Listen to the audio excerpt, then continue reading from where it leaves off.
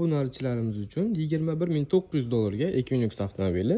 Yil 2021-yil, kraskalari toza, 67 talik propallari ham bor. Salon holatlarini ko'ringlar. Juda ideal holatda turibdi. Ko'rjalari ham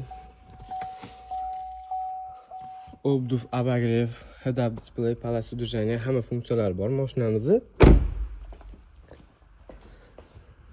Kimga avtomobilimiz yoqayotgan bo'lsa, bemalol описание nomerlarga murojaat qilishingiz mumkin.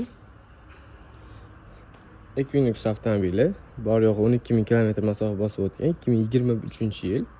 Kraskalari toza. Jack GC6 bez probeg, shot spravka nomingizni yozib beramiz.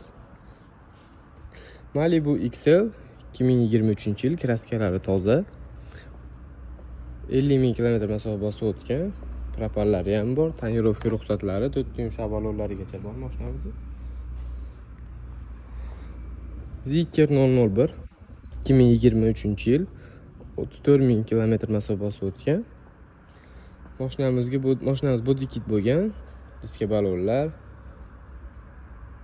spoilerlar qo'yilgan. Mashinamiz tonirovka ruxsatlari bor. Narxlarni kelishtirib chiroyli qilib beramiz. FVM Shinrai avtomobili.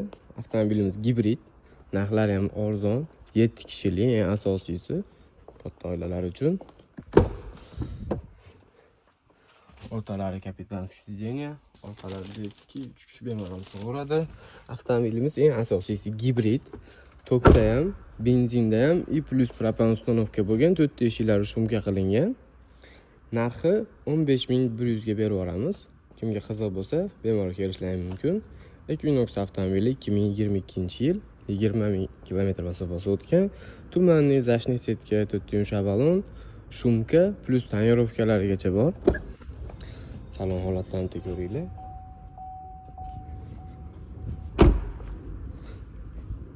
23 ming km masofa bosib o'tgan Equinoximiz ham bor.